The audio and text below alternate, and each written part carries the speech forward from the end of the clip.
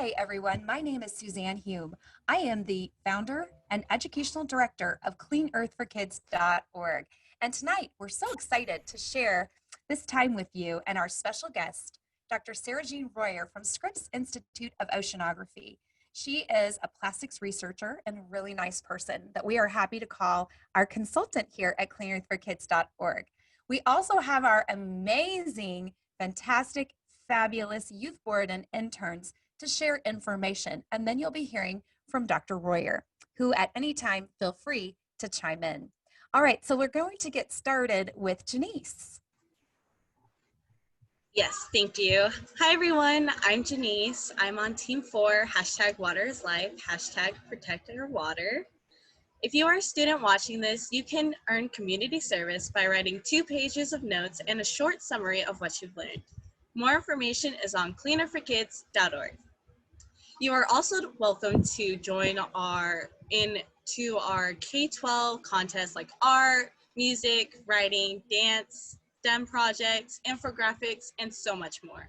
You can also help us protect nature, clean water, clean air, oceans, rivers, streams, wildlife, forests, parks, our food, and our health.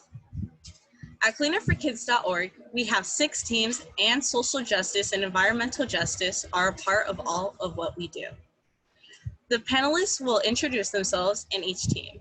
Leanna, would you like to start? Yes, thank you, Janice. So hi, everyone. My name's Leanna. I lead Team 1 for the Youth Board. We work on climate action plans, renewable energy, and sustainability. Our website has examples of climate action plans and resolutions for cities and school districts. People can also submit climate action contests, ideas, and actions. Everything is at cleanforkids.org. Plastic is not sustainable. And in fact, China, who used to accept our huge shipments of plastics, are no longer accepting it because nobody wants our plastic trash. So thank you, Dr. Sarah-Jeanne Royer. We are looking forward to learning more, and I would like to introduce Janice. So hi, I am Janice, and Jonah and I will be representing Team 2 and Team 4. Team 2 plants trees and gardens and protects forests, wildlife, and is very concerned that many animals like sea turtles will be hurt by cuts or rollbacks to the Endangered Species Act under the Trump administration. Also, in Team 2, we learn all we can about animals and the place they live. We join with other organizations working to protect animals, our oceans, streams, and forests. We also create art and graphics, write stories, and make videos. I have drawn a sea turtle, which we will most likely show in another panel discussion. Thank you, Dr. Royer, for your work protecting our oceans and our animals. I would like to introduce you to Jonah. Hi there, everybody. I'm Jonah from Team 4, Water is Life, and I work to protect safe drinking water in our oceans, rivers, and streams because pollution, oil spills, and fracking harm our water. The Clean Water Act, the Clean Water Rule, and the Streams Act protect our water, but unfortunately, during the Trump administration, there's been 100 environmental cuts or rollbacks, and many of which include rollbacks to the protection of the cleanliness of our water. We need to know how to protect water from toxic chemicals and from plastic in our oceans, streams, and rivers. To have safe drinking water, clean oceans, and healthy ecosystems, we must stop pollution and be informed. My main topic of discussion today is to talk to you guys a little bit about fracking, which is a widely used method of extracting natural gases from the earth from a type of rock called shale. And unfortunately, it's deeply harmful to the environment, and I'm going to give you some important things to know about it. So first off, what is fracking? As I mentioned, it's a method of extracting fossil fuels from shale, and what these big oil companies do is they push water and sand and chemicals very deep into the earth, into the shale at a high pressure to push the gas out of the rock and up towards the Earth's surface where it's collected. And fracking got its name because of the fact that during this process, the shale cracks and breaks down due to the high pressure of this water and sand and chemicals. So moving on, one of the major uses of fossil fuels extracted through fracking is to manufacture plastic.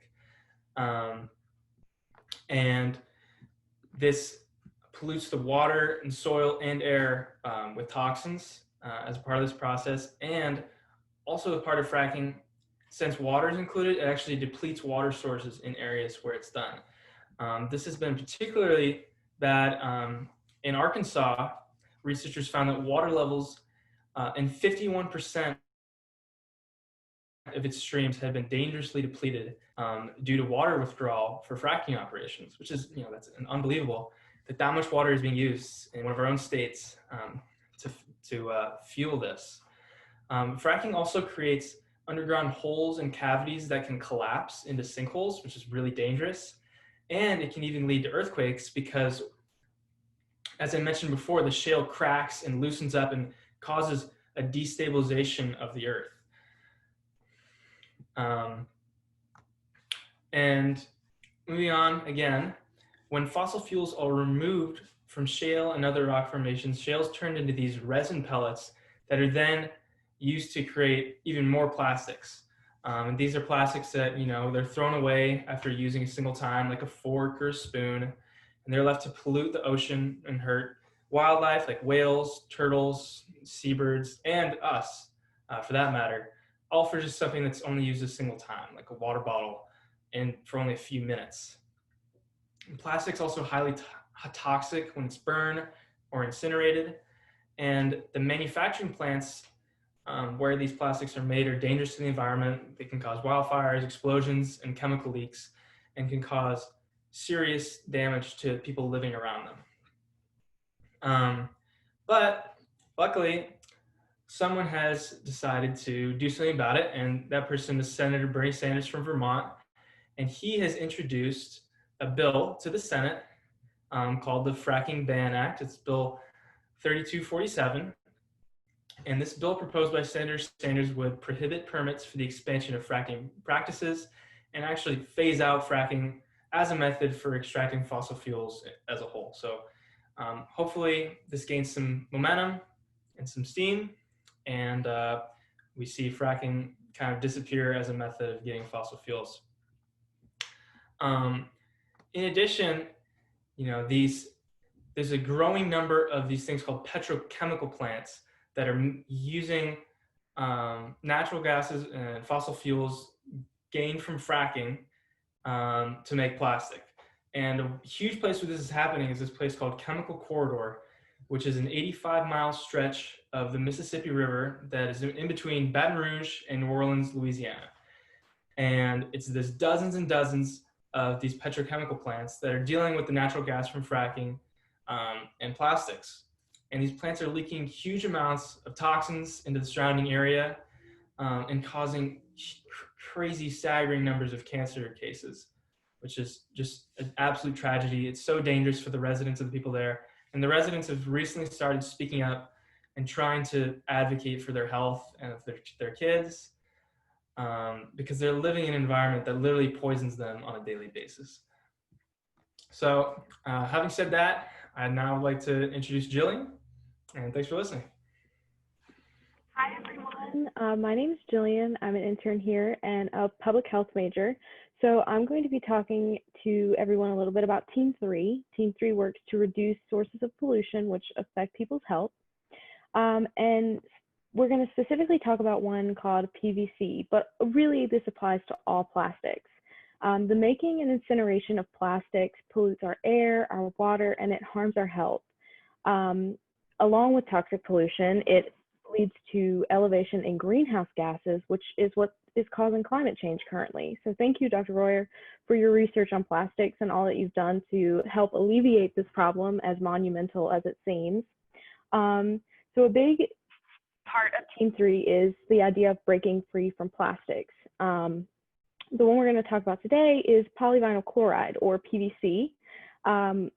Most of us have seen PVC in some form. For example, the most common pipes used in construction are made of PVC. Other disciplines use PVC for many things, like laying electrical wires, drawing blood. making rain jackets, and even rubber ducks that children play with. However, in its production, it releases dioxins, phthalates, vinyl chloride, ethylene dichloride, lead, cadmium, and a bunch of other harmful toxic chemicals. What's worse is that PVC can then leach from these plastic objects into whatever we store in them. So some of your Tupperware containers can contain these harsh chemicals, and if you put heated food into a Tupperware container, you have the likelihood of it leaching into what you eat. With that being said, every step you should take should try and avoid plastics because it helps reduce what's known as your body's burden, or the amount of chemicals that are present in your body. And it is a very challenging thing to do because plastic seems like it's everywhere, from plastic packaging you pick up at the grocery store, to keeping your food in your fridge, to even the toys that children in the community play with. So there are several ways that you can ask yourself on your journey to get rid of plastic. Now, this is a very difficult process, but there are several questions you can ask. The first is, are you avoiding plastic as much as possible? The second is, what is your biggest challenge in getting rid of plastic? Addressing your biggest challenge can sometimes help you understand where you need to focus the most energy on getting rid of them. What could you do better? Even those of us that attempt to live plastic-free still have areas where we need work. The next is, are you storing your food and drink in glass and stainless steel or something other than plastic when possible? This is hard, especially when you get food from the grocery store that's prepackaged, but it is a giant step you can take to lessen your use of plastics. The next is, are you looking at plastic containers and avoiding plastic containers labeled with the recycle symbol, either 3, 6, or 7? Now, 3 releases phthalates when it is heated up. So again, you run into that idea of leaching.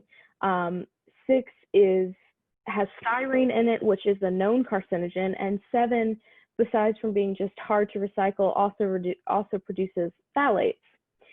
So avoid those at all costs. And then the last one is, what resources can you share with others to break free from plastics? Because ultimately, we may take individual steps, but when we have many people involved in it, that is when we really start to make change. So with that being said, here's Neem to talk more about Team 6, why it's important to break free from plastic, go zero waste, and eliminate plastics. Thank you so much, Jillian, for your information. So hi everyone, my name is Neem and I am part of Team 6, and for today we'll be talking about why it's important to break free from plastics and how to go for zero waste. But more specifically, today I will be talking about BPA and BPA substitutes. So BPA stands for bisphenol A, and that's probably something that you've definitely heard of. BPA is a hormone disruptor linked to many health problems. But luckily, the FDA banned the use of BPA, at least in baby bottles and children's sippy cups, in 2012, but unfortunately it can be found in many other plastics. So there are suggestions of using BPS as a replacement for BPA, but this may pose some trouble because BPA substitutes such as BPS and BPF have similar structures to BPA. So they may appear to actually have similar potency, metabolism, and actions like BPA. So there are currently studies being conducted addressing BPA in addition to substitutes, and it will definitely be interesting to see the results of not only BPA but those substitutes. So ways we can avoid BPA exposure would be to start eating fresh foods that are not packaged in plastic, and making sure that we avoid canned foods because the BPA can be found in the lining of the cans. And also when we're finding new products, to see that it says BPA free. I would also like to share with you that we have some bills coming into government that can really help with reducing plastics. So I'll be talking about SB 54 and AB 1080, which are actually the same. And we're really hoping that we can get these passed in California because they do three things. So the first, it would require all single-use plastic packaging and products sold or distributed in California to be reduced or recycled by 75% by 2030. The second thing is it would require all single-use packaging and products most to be recyclable or compostable on and after 2030. And then finally, it will instruct CalRecycle to develop incentives and policies to encourage in-state manufacturing using recycled material. Recycling is such an important process, but it's also something that we need to advance upon as well. And so with that, I would like to introduce Leanna. Thank you, Neem. That was a lot of very important information. So just want to say again that we are grateful for Dr. Royer's work because studies have shown that plastics are loaded with chemicals, as Neem and Jillian have stated, that are extremely bad for our health. We are also working to ban some dangerous chemicals from many products, including cosmetics. For example, phthalates are plastic softeners in the plastic that make it possible for you to bend it without breaking it. So that's what makes it really super bendable. Phthalates are chemicals that are not tightly bound to the other molecule in the plastic, so they move or migrate from the plastic and somehow get into our bodies. Did you know that 99% of people tested had phthalates in their urine? So phthalates are linked to causing endocrine disruption, reproductive harm, reduced fertility, increased allergic reactions, and asthma developmental disorders have also been identified as chemicals of concern regarding brain development. So a lot of bad things going on with these chemicals used in plastics. So we have to get these chemicals out of our lives. But there's good news. We are on the way to banning phthalates in cosmetics through AB 2762, which is the Toxic Free Cosmetics Act, which will explicitly prohibit the use of 12 of the most harmful chemicals and contaminants in cosmetics today. These toxic 12 ingredients include mercury, 3 types of formaldehyde, some of the most toxic parabens and phthalates, and the fluorinated compounds known as PFAs.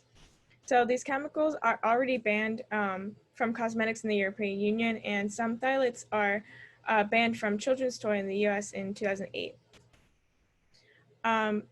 And also, as you were mentioning, plastic is so prevalent. It's found in our parks, our drains, literally from the Arctic to Antarctica and to Mount Everest. It's everywhere. It's in our oceans. It's in specifically the big mass in the Pacific Ocean, the deepest spot on the Earth, the Mariana Trench, which is 36,000 feet below sea level. So plastic is traveling a lot, and there are even forms.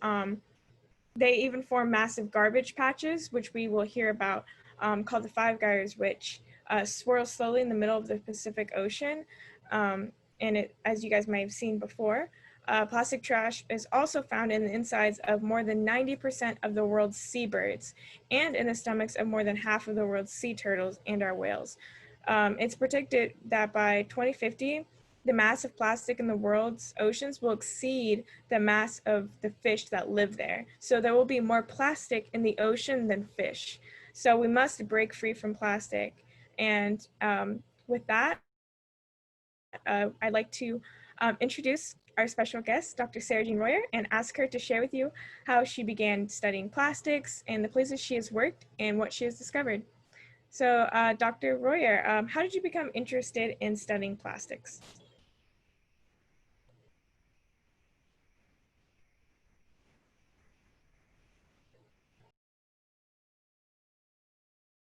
Unmute. Okay, can you hear me? Yes, we can hear you. Yeah, I guess I don't know if you got a chance to listen to my TED talk, but if not, it's totally okay. But I will repeat myself a little bit. I guess when I was doing my PhD in Barcelona in 2009, I started noticing that there was a lot of pollution left on the beach right in front of my institute. at that time I was doing my PhD in biogeochemistry. I was studying dimethyl sulfide, which is a gas that makes clouds. So it's actually a good gas. It's a gas that will make very bright clouds over the ocean.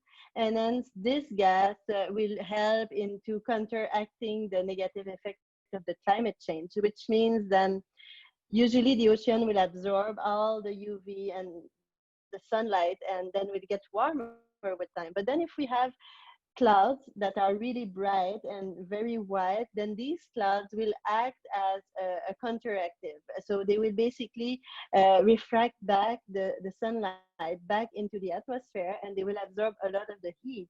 DMS was basically my topic for my master that I did in the Arctic, and then I continued studying this all over the world during my PhD. And in oceanography, most of the time we are very lucky and we have our institution right in front of the beach. So I would go and be at the beach basically every day. I will pass in front, we'll have lunch with friends. And I started noticing a huge amount of trash. Every day I would go out there and I will see single-use plastic items that are just left out there by tourists, by beach goers, by people just not paying attention. Then they left their trash over there. And unfortunately, well, there's a lot of wind sometimes. There's also the tide coming up, and these single-use plastic items will be taken by the ocean. And well, we know the negative effect of plastic in the ocean, but for me it was really heartbreaking to see this, because it will not only be like once a month, it will be on an everyday basis. I will see this trash. And what I decided to do at that time, I was running quite a bit, almost every day.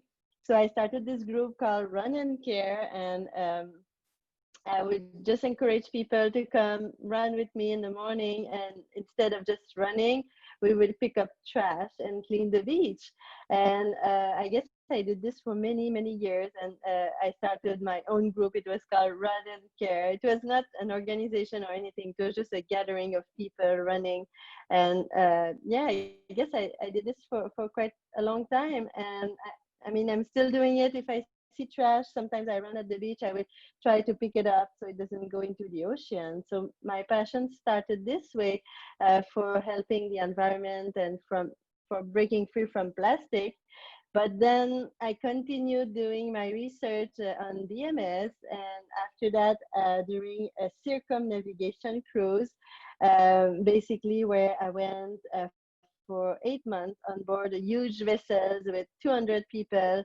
I would be measuring from Spain to Brazil to South Africa to Australia, New Zealand, Hawaii, Panama, Colombia, and back to Spain. So 8 months, I did this trip all over the world. And during that trip, there was a group of people, they were interested in looking at plastic. So they were basically measuring the concentrations of plastic during the entire cruise. So for hundreds of days, we've been measuring plastic, and we were like, wow, there is really plastic everywhere. We go, even in the most secluded part of the ocean, there was plastic floating. So I kept my interest, and I continued working on DMS, but then I moved to Hawaii, and I started doing a postdoctorate at the University of Hawaii, and we were basically measuring gases in the ocean. And what we discovered while measuring methane, CO2, and other gases, that this time they are not good gas, they are greenhouse gases. But what we discovered is that we had like 90% more gas than we expected to find in the water, because biology also will produce methane. It's not only it's a biological gas that can be used and synthesized by the food web, but then these concentrations were so high, then we were like, there's really something wrong here. So we discovered, and while incubating seawater, we were using plastic, and that most of the methane produced was not coming from the seawater. It was coming from the emissions of the plastic bottles we used as an incubation like platform. So that was the first time, and that was actually my colleagues Samuel Wilson and Sarah Ferron that were doing these experiments, but they didn't pay too much attention, or at least, I mean, it was not their main topic. But then I managed to convince my supervisor to change topic completely, because I said that this could be important eventually to see the link between the greenhouse gases produced by plastic exposed to the sunlight and eventually climate change and plastic pollution. So I saw a link between these two important global issues. And nowadays, I feel like we see at least one news every day is related to plastic pollution, and then climate change, as you know, is discussed all over the world. So I think these two topics are very much interrelated. So this is how I started studying more the emissions, and then I guess I just kept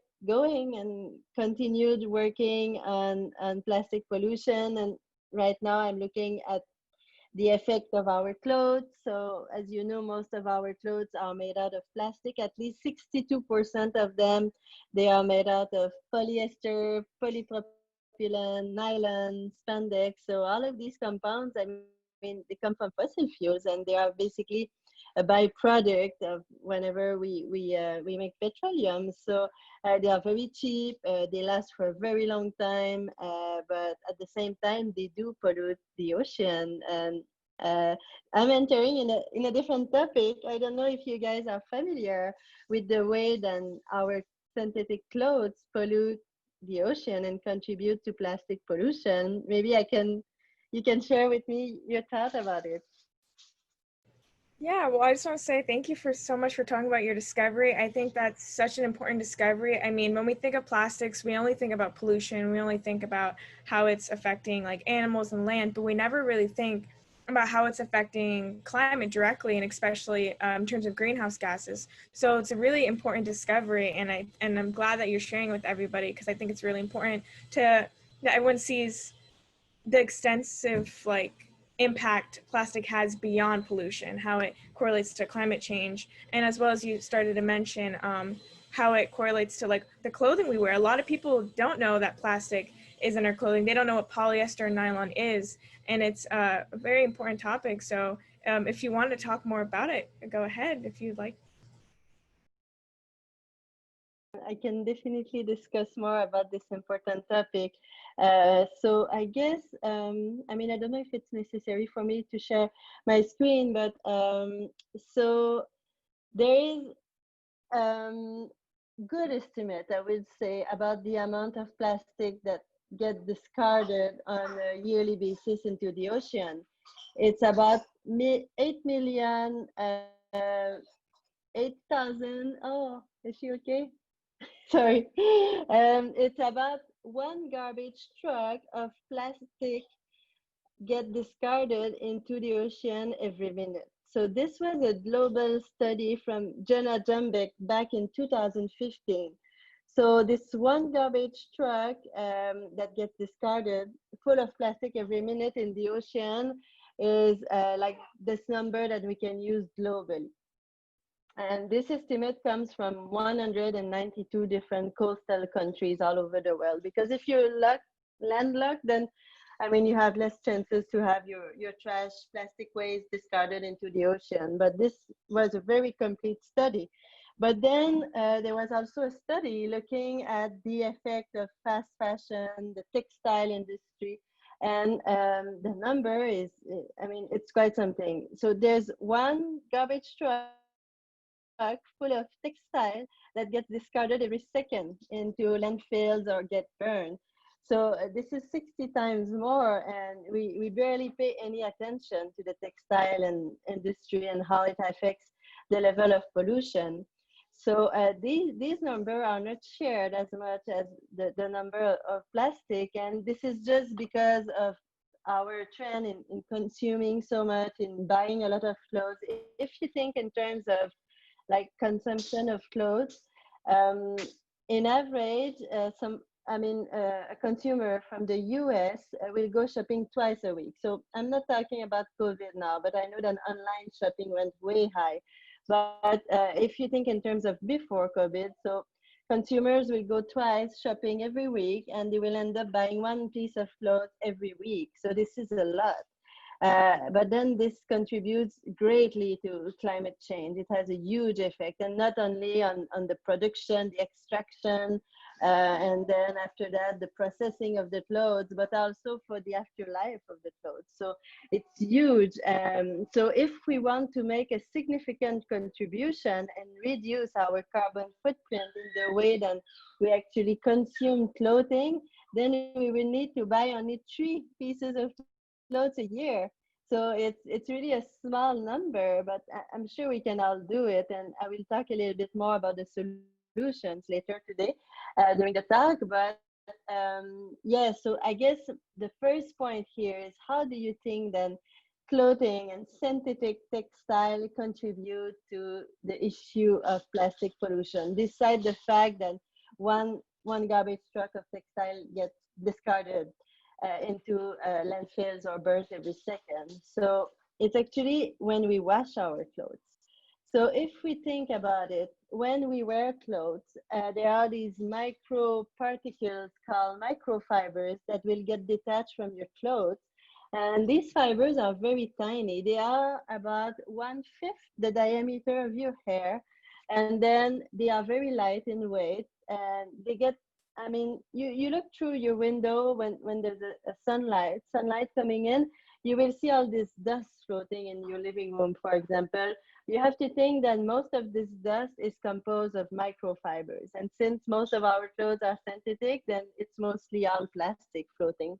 And we breathe them, we swallow them, we have them like falling in our cup of tea, in our glass of water, in our plate all the time. So we actually consume the equivalent to 8 grams, 1 credit card of plastic every week. This is a lot, and microfibers are a large contributor to this. So these microfibers at all times, they get shed from our clothes. But as I mentioned, washing our clothes is the worst. So if you think in terms of 6 kilograms of polyester that you wash every time you have a load, you get about 750,000 microfibers that get released into your gray waters. So the gray waters, I mean, you wash your clothes, you have dirty water, and then this water will go into the facilities to clean it up before getting like out in the system. But the sad thing is that the microfibers, they are so tiny, and at the sewage facilities, they actually don't filter for these small microfibers, otherwise it would clog the system. So most of them, they will go down the way that water goes. So it will basically follow the path and eventually lead to the ocean. So most of these microfibers that get in your washing machine will end up eventually in the ocean. So that's the main input. However, they are so small and so hard to count, then we have very few estimates of how much the microfibers will contribute to plastic pollution. So these are numbers, and the scientists are currently working on, and it's a bit of a tricky topic. So if I think in terms of, right now I'm studying at Scripps the degradation of different types of textiles. So synthetic textile, I will look at cotton, I will look at more like rayon, and I look at how long they take to degrade. So of course I said, and all the natural ones, they degrade very fast. But then when I think in terms of the synthetic ones, they don't degrade at all. But then you take the same one and you look at how the dye will affect the degradation of the natural one that will degrade in a month. And we realize that if you use like chemical dyes on top of your natural clothes, then it kills the purpose completely.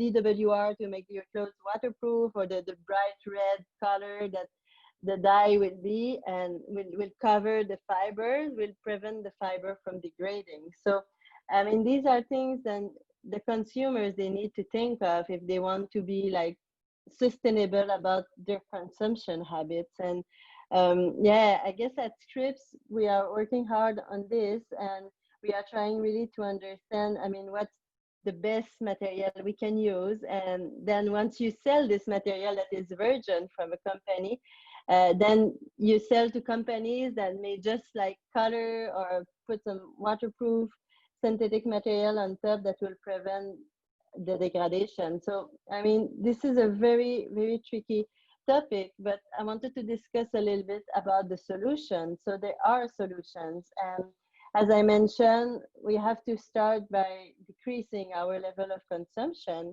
And 3 items per year, it seems very little, especially in our world today where we are pushed to consume on a daily basis. But when you think of it, 3 items, I mean, over 10 years, it will give you 30 items, and these are new items. But if you decide to not buy new items, you can go for second hands. And I think nowadays the thrift stores and the swap meetings, even you can get clothes for free from your friends because you would swap your old clothes because you've worn them enough, but they have a long life, and especially if they are synthetic, we know it doesn't degrade, so it can last for a long time. The colors are still bright, so you can go into these swap meetings and just basically exchange clothes with your friends.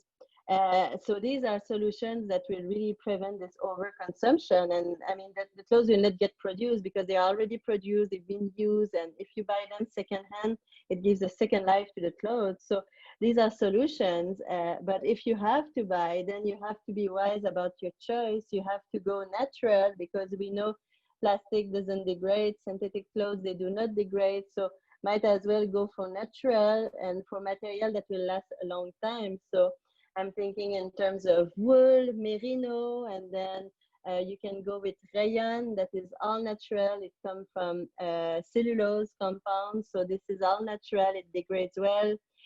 So you can think always in terms of hemp also. So these are all natural compounds that will basically have,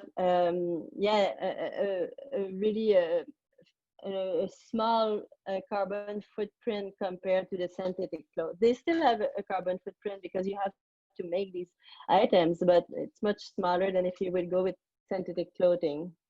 So I guess that's more or less my message about the textile industry, and also just to be aware about this fashion and this fast fashion trend where, I mean, it changes so quick, then it really pushes us to buy more and change style. And I feel like we are so trapped in this world with always new clothing, then it's really hard to get out of it. Luckily, we have the vintage that is still there. So the thrift stores are popular, but I mean, fast fashion are really good at like identifying what will be a good buy for you and in a very short amount of time. And then you get tired of it because the colors are too bright. I mean, they are mix and match, and then it just goes out of fashion very quickly. But then you have the capsule wardrobe. So that's the last thing I wanted to mention. I have a friend in Hawaii. She has like 5 tops and 3 bottoms, and she just mixes and matches them because they are, most of them, they are one single color and they can fit for all of the tops or bottoms. So it's very easy to like exchange them. So these are also solutions to consume less. Yeah, thank you so much. That's something that I always like to talk about also with my friends as well is, and I feel like that's a question people can add to the list that Jillian made earlier on like how they're consuming plastic, because people aren't very knowledgeable about how plastic is in clothes and how when we wash it, all those microfibers are going into nearby water sources. They're every day, they're going into everything around us. Like you said, like our water, tea, we consume so much. So I thank you for bringing that up and also relating it back to something that a lot of people can relate to, which is the fashion industry and clothing. And I definitely agree with you. I think buying secondhand or doing like clothing swaps, which if students, if you're out there, try to start one at your school. I did one at my school. It was a great way to get people to learn more about being more sustainable while getting some cool new clothes that they could wear. So it's always a great option to think about how much you're consuming, especially within like the textile industry and the fashion industry. So thank you about that. Briefly, I'm just going to discuss the story of plastic. So the story of plastic is a movie that you can This is free until next Thursday, which you can watch by visiting our website at cleanforkids.org. Dr. Royer is in this movie sharing her facts about plastics, and the movie as a whole looks at human impacts plastics and on the earth have on the earth. The human impact on the earth is a next generation science standard that every student K through 12 should be learning about at school. That way we can start moving towards a more sustainable lifestyle, especially. So I hope that every student gets to learn about how plastic could be made from plants, which is really rare, but plastics also come from fossil fuels primarily that are drilled, fracked, and pollute our air and water. So that's something that most students should be learning about. And so for every plastic thing that you can skip, it's a victory. One less water bottle floating in the ocean, like one less plastic bag, one less piece of clothing, something polyester, something nylon. So it's important to break free from plastic, and this movie is really educational and teaches you a little bit more how you can do so and what the effects of plastic are, because plastic pollution is not only harming the health of our planet and our wildlife, but also us as well. So Dr. Royal, what did you like about the movie? Yeah, I guess, I mean, this was a huge movie, and Steve Wilson and his team, they really put a lot of effort and energy to have this movie together. They traveled a lot. They try to really go to the beginning of the story, as the title says. And yeah, I guess I like the fact that they are really trying to investigate what happened in the past and to just put the facts out, because I mean, when you deal with the story of plastic, I mean, you're looking at a big aim, because it's attacking the fossil fuel industry, and the fossil fuel industry is huge, and it's really hard. So I really appreciated the fact that, I mean, Steve is not shy. He went for it, and he just didn't stop until he got his story complete. And I guess this, I really appreciated it. And yeah, he's just showing the truth. So I think it's important for the consumers to basically be aware of what's going on. And I mean, when you drink that plastic, your water out of this plastic bottle, I mean, you know more like the backstory of it rather than just consuming without thinking too much about it. And thank you so much, Dr. Roy, for all the information you gave us today and telling us about your discoveries, and also linking a lot of things to plastic that people might not have known about, such as like you said, like the plastic microfibers. That was really important to discuss. So thank you so much for all that information. Make sure to go watch The Story of Plastics while it's free on our website, cleanforkids.org. I would like to now pass it to Janice, who's going to tell us a little bit about the rollbacks or the cuts and protections for water under the Trump administration. So Janice? Yes, of course. Thank you. So under the Trump administration, unfortunately, there have been many rollbacks or cuts in protection for our water. We are deeply concerned about our water. The Clean Water Act, the Clean Water Rule, Streams Act, and many more are under threat. With plastic bags, straws, lids, bottles, utensils, and many more plastics getting into our water, it makes things even more difficult. Thank you so much, Dr. Royer, for your important work. So the Clean Water Act is a U.S. federal law that relegates the discharges of pollutants into the nation's surface water, including lakes, rivers, streams, wetlands, and coastal areas, while also restoring and maintaining the chemical, physical, and biological integrity of the nation's waters. It also states water quality standards, handles enforcement, maintains the integrity of wetlands, and helps state and local governments develop their own pollution control plans. The rollback and cuts hurt the Clean Water Act because without the protection of wetlands, streams, and pretty much any body of water, there is a risk of incidental pollution, chemical exposure, and pollution from factory pipes that could all end up in our drinking water. Wetlands especially, because they heavily filter out pollution from the water. One example of a rollback that's affecting the Clean Water Act is the Navigable Water Protection Rule that is already slowly decreasing the protections the Clean Water Act has put in place. The Clean Water Rule, however, is a clarification of the Clean Water Act that defines which streams and wetlands are protected by the Clean Water Act. It is also known as WOTUS, or Waters of the United States. The reason this rule was created was because a narrow definition for the Clean Water Act would leave many wetlands and streams vulnerable to pollution from sources like concentrated animal feeding operations, or CAFOs, industrial facilities, and urban stormwater. The Clean Water Rule, or WOTUS, would enforce pollution prevention efforts by the EPA, or Environmental Protection Agency, for rivers, streams, and lakes.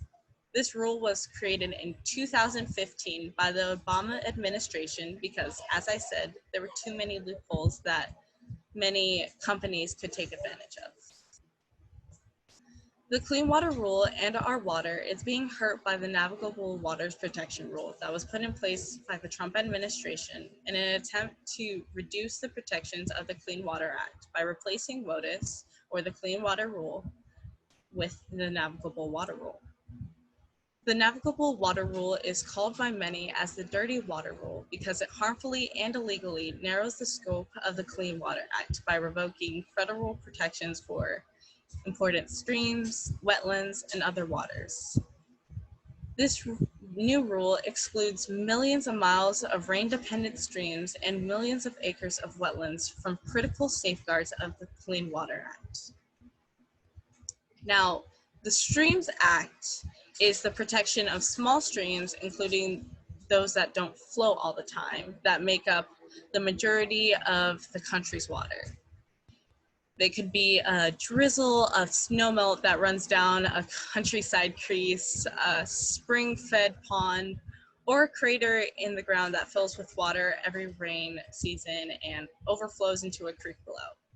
These water sources that scientists refer to as headwater streams are often unnamed and rarely appear on maps.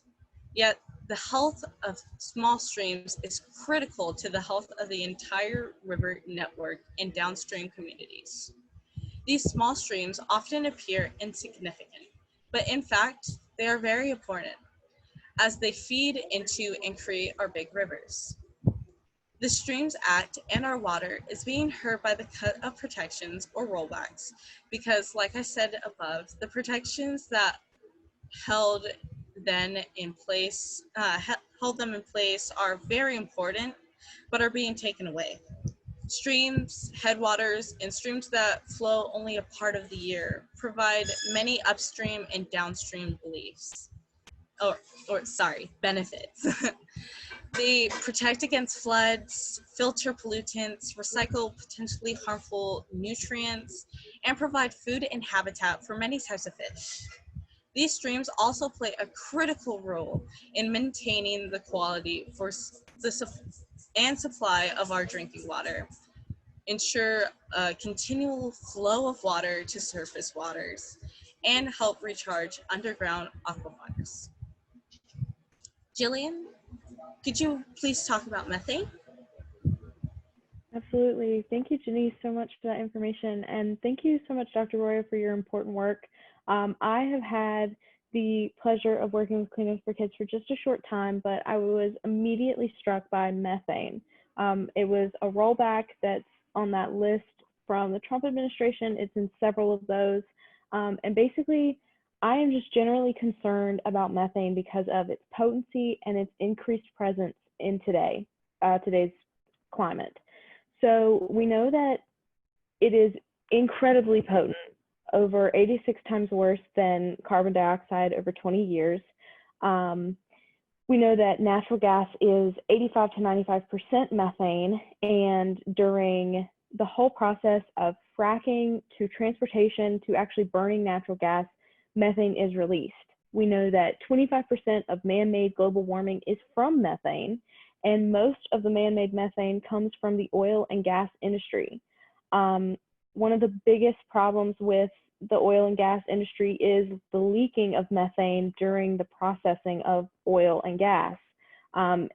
The U.S. industry alone leaks 13 metric tons of methane every year. I was very impressed with your research when I read through it before getting used to this, and you spoke about how plastics are a big part of methane, but earlier Jonah mentioned fracking and methane. Now, 2/3 of new gas production over the last 10 years from the United States and Canada have come from fracking. We know that atmospheric methane concentrations have been increasing since 2008, and there has been research, we specifically cite one from Cornell, which shows that fracking is in fact the cause of that rise. And it's getting higher and higher every year, especially as we see rollbacks on methane regulation within the oil industry. With that being said, turning back to your research, I was fascinated about how plastics can be related to methane because, like I said, I've had the pleasure of researching natural gas transportation as most of my work. So I was absolutely fascinated by that. Incredibly damaging stuff, especially with how often plastic is used without people even thinking about it. So with that being said, Neen, do you want to talk about some microplastics? Hi, Julian. Yes. So kind of like how we've spoken today, microplastics are incredibly important, and they're becoming such a vital rising issue and concern. And as we've kind of discussed today already, the fibers that are in clothing, they tear apart especially when that we wash them in washing machines, and it's just so harmful for the environment. And as Dr. Royer had mentioned, the microplastics are causing a lot of issues.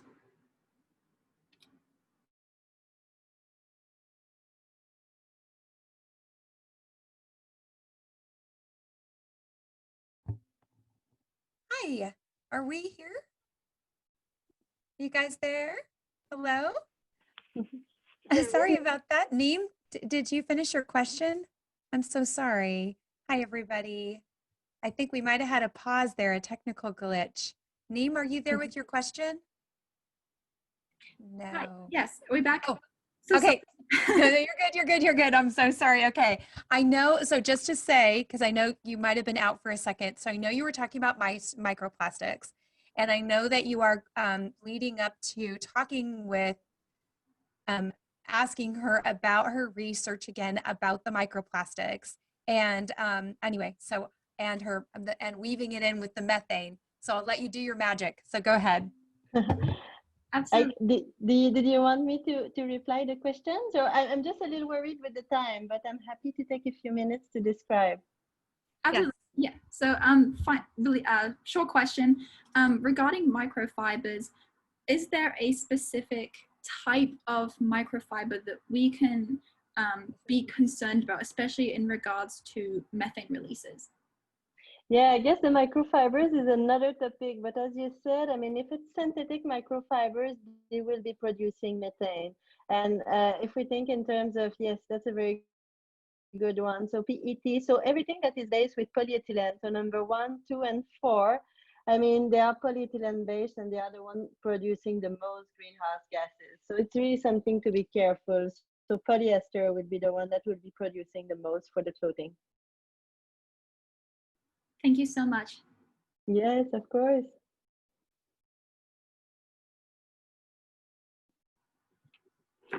Thank you so much for all of your great and important questions. So Janice, I think you had a question for Dr. Royer about synthetic turf. Yes. So, Dr. Royer, thank you so much for working to ban synthetic turf. Can you share why synthetic turf is bad for the environment? Yeah, of course. So synthetic turf, they are basically like pieces of grass made out of plastic with a very high surface area. and this surface area will directly interact with sunlight. So more surface area you have, more greenhouse gases you have that are being produced. And you know that out of these small little pieces, they cover a huge amount of surface area compared to the land or the field. So it must be in the thousands times higher than if you just think in terms of a sheet of plastic. So these are very toxic for the environment. And at the same time, we put all of these small little pieces of tires, and these pieces of tires, they are microplastic. I mean, they are synthetic, they are toxic, they are bad for the environment, and you have about 1 pound of small pieces of tires that get placed on synthetic turf every square foot. So it's huge, and every time it rains, all of this gets completely washed into the waterways and eventually into rivers and oceans. So it's a huge issue, synthetic turf. But again, it touches like the sport industry. So it's really, really tricky, and we are really getting into policies. And I mean, it's hardcore there. And even if we have the best solutions, when you think in terms of the tire industry and the sport industry and the fossil fuel altogether, they are very powerful. But yeah, synthetic turfs are so bad for the environment, but also for the health of the people playing on top of them. It's not a very like clean environment to play sport in. So yeah, be aware of this. Thank you so much for your explanation. Of As course. many of you may know, Gabby, Darren, and Hannah all made no synthetic turf videos that can be seen on our YouTube channel, Cleaner for Kids, and also you can check them out on cleanerforkids.org. Wonderful. Thank you. Do you by chance have anything else you would want to share with us? Any of your knowledge? I mean, we covered a lot of topics today, and I mean, I just want to encourage you to really continue sharing this and being like bright and smart as you are. You're educated, you're bringing awareness to adults, probably even to your parents and friends of your parents. I mean, this is immense. I've never seen such a like motivated groups full of knowledge and interested in helping with the planet. So I really encourage you to continue spending time sharing with people, being aware of what you consume, what you buy, and just be sustainable as much as you can in the planet that we live in today. So, I mean, I'm very impressed. That was a fantastic presentation.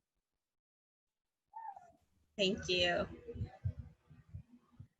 Thank you so much. And thank you to all of you. Great job, youth board and interns. You always just bring it, work together, and are just so incredible.